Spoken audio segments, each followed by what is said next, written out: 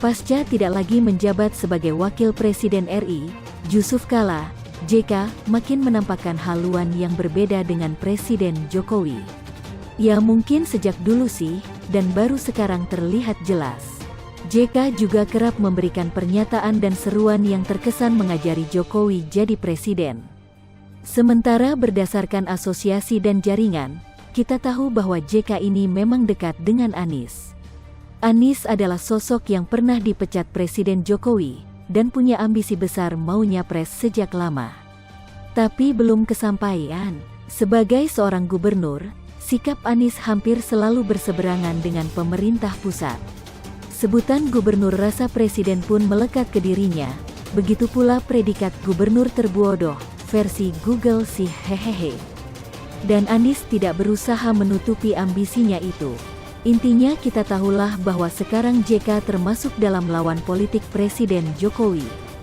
Jadi tidak heran, JK menyerukan hal-hal yang berlawanan dengan kebijakan pemerintah. Contohnya di awal pandemi, JK menyerukan lockdown. Terkait Rizik Syihab, JK menyebut Rizik sebagai pemimpin harismatik. Harismatik tapi, ekspon fugitif, gimana itu? Lalu dalam sebuah wawancara dengan media pada tanggal 4 Desember lalu, sebelum Rizik ditangkap, JK menyebut Rizik sebagai orang yang taat hukum. Alasannya berdasarkan pengalamannya di tahun 2008, saat Rizik diproses hukum dan kemudian dipenjara. Dia, Rizik, terima dan tidak ada ribut-ribut. Jadi sebenarnya Rizik Syihab itu orang yang taat hukum. 2 kali masuk penjara dia, dan diterimanya dengan baik, asal lewat pengadilan, kata Kala sumber.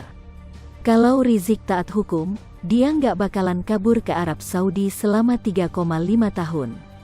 Kalau taat hukum, Rizik akan memenuhi panggilan pihak kepolisian waktu itu dan menyelesaikan berbagai kasus hukumnya.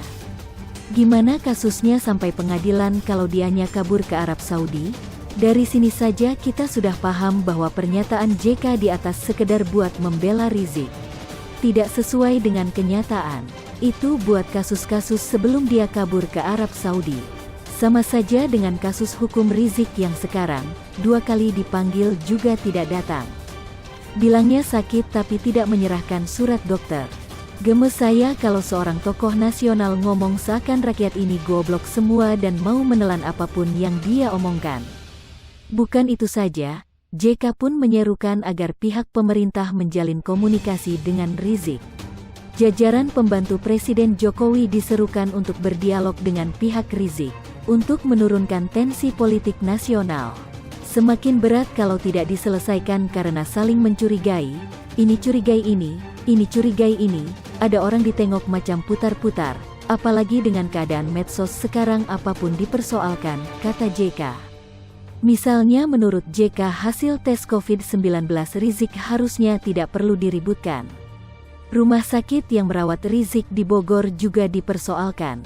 Menurut JK, ada kecurigaan yang berlebihan dari masing-masing pihak. Lah, JK kan aktif di PMI, masa nggak paham upaya tracing yang dilakukan pemerintah terhadap Rizik? Rizik kan sudah bikin kerumunan, hasil tes Rizik buat bahan tracing Satgas Covid dong. Dialog dengan Rizik, kok sama persis dengan apa yang diserukan oleh Neno Warisman?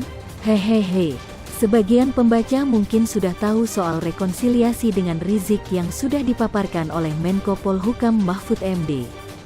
Bahwa sebelum Rizik sampai ke Indonesia, memang pihak Mahfud mencoba membuka dialog. Tapi begitu Rizik pulang, Rizik malah mengajukan syarat maha tinggi dan ngaco, yakni pembebasan napi teroris sumber. Masak sekelas JK tidak mengetahui permintaan Rizik ini? Negarawan macam apa kok mau berdialog dengan orang yang berkaitan dengan pelaku terorisme? Mungkin karena banyak suara-suara semacam JK ini, yang bukannya bikin rakyat tambah pinter, malah membodohi rakyat. Maka Presiden Jokowi pun akhirnya menyampaikan sikap tegasnya. Saya kutip ya pernyataan Presiden Jokowi lewat akun Twitter beliau. Di tengah upaya kita menangani pandemi, terjadi peristiwa lain seperti tewasnya 4 warga di Sigi dan 6 anggota FPI. Di negara hukum ini, sudah kewajiban aparat penegak hukum menegakkan hukum secara tegas dan adil. Dalam menjalankan tugasnya, Aparat dilindungi oleh hukum. Masyarakat tidak boleh bertindak semena-mena dan melakukan perbuatan melanggar hukum yang merugikan masyarakat, apalagi bila perbuatannya itu sampai membahayakan bangsa dan negara. Aparat hukum juga tidak boleh gentar dan mundur sedikitpun dalam melakukan penegakan. Namun, aparat harus mengikuti aturan hukum, HAM, dan menggunakan kewenangannya secara wajar dan terukur. Jika terdapat perbedaan pendapat tentang proses penegakan hukum, gunakan mekanisme hukum, termasuk melibatkan lembaga independen seperti Komnas HAM. Tanpa beban, yang minta Jokowi ucap belasungkawa terhadap 6 laskar, selamat gigit jari. Setelah kematian 6 anggota Laskar FPI, ada beberapa pihak yang memaksa Jokowi untuk mengucap belasungkawa atas kematian laskar. Penulis lupa siapa yang mengucapkan hal tersebut, karena penulis yakin orang yang meminta hal tersebut sangat tidak penting dan layak untuk diingat. Silakan googling sendiri ya, kalau giat pasti Anda akan menemukan orang tersebut. Bukan berarti Jokowi tidak punya hati nurani. Penulis yakin Jokowi sebagai seorang ayah sangat sedih ketika ada rakyat, anak yang meninggal karena membela yang salah. Namun, dengan mengucap belasungkawa di hadapan publik secara langsung, maka Jokowi seolah-olah dipaksa menyetujui bahwa kematian 6 laskar FPI semata-mata kesalahan polisi. Dipastikan juga akan banyak pihak-pihak dan media yang menggiring opini dari ucapan belasungkawa Jokowi. Penulis sebut saja salah satunya yaitu Tempo, yang di majalahnya menjelaskan kematian 6 laskar FPI hanya dari satu sudut pandang, yaitu sudut pandang FPI. Apalagi saat tersebut juga sudah banyak yang melancarkan propaganda bahwa laskar mati dalam keadaan syahid. Lalu hari ini akhirnya Jokowi berkomentar tentang kematian laskar tersebut, tidak ada ucapan belasungkawa dan simpati. Jokowi benar-benar menempatkan diri sebagai panglima tertinggi penegakan hukum di negara kita Indonesia tercinta. Dilansir dari suara.com, Jokowi berkata, masyarakat tidak boleh bertindak semena-mena dan melakukan perbuatan melanggar hukum yang merugikan masyarakat, apalagi bila perbuatannya sampai membahayakan bangsa dan negara, kata Jokowi seperti dikutip suara.com, Minggu tanggal 13 Desember tahun 2020. Komentar, perhatikan kalimat yang penulis bold. Sembarangan membuat kerumunan dan pamer massa jelas membahayakan bangsa dan negara. Silakan renungkan sendiri akibat dari perbuatan bibip yang sengaja sok jago pamer kekuatan massa. Jika hal tersebut salah, maka jelas 6 laskar yang mati adalah bagian dari orang yang membahayakan bangsa dan negara. Selanjutnya perhatikan tulisan yang dicetak miring. Di situ ada dua kata masyarakat yang konteksnya berbeda. Satu, masyarakat yang berbuat semena-mena dan melakukan perbuatan melanggar hukum. Lalu satu lagi, masyarakat yang mengalami kerugian akibat tindakan rakyat yang pertama. Jelas ya, jadi semuanya bagi Jokowi adalah rakyat, namun Jokowi paham mana rakyat yang taat hukum dan mana rakyat yang dirugikan akibat ada rakyat lain yang melanggar hukum. Bagi masyarakat yang melanggar hukum, maka akan ditindak tegas karena negara menjaga hak rakyat yang lain, rakyat yang taat hukum. Kasarnya, rakyat Petamburan yang hanya secuil tersebut jangan sampai merugikan rakyat banyak yang tidak bersalah. Ini bisa jadi pukulan telak untuk Komnas HAM, yang sering teriak-teriak membela HAM secuil pelaku terorisme, tapi diam ketika hak rakyat banyak yang terancam pelaku terorisme dilanggar.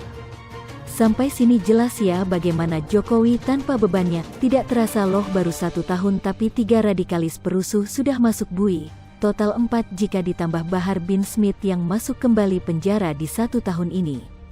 Gus Nur, Maher, Smith, Bibip, ini bisa membuat grup band dengan lagu pertamanya berjudul Ku Menangis.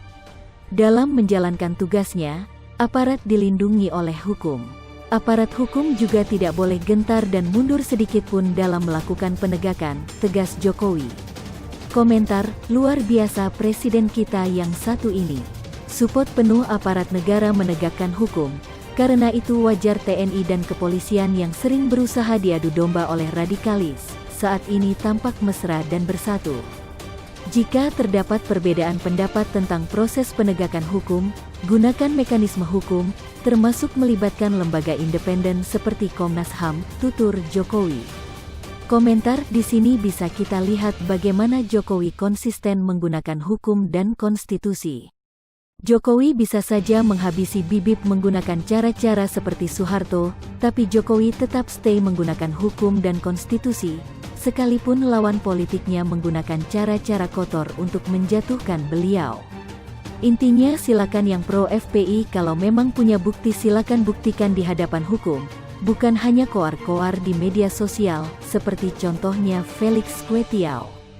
Jokowi bahkan mempersilahkan jika Komnas HAM mau membantu, tapi seperti kalimat di awal maka silakan buktikan di hadapan hukum agar tiada dusta di antara kita.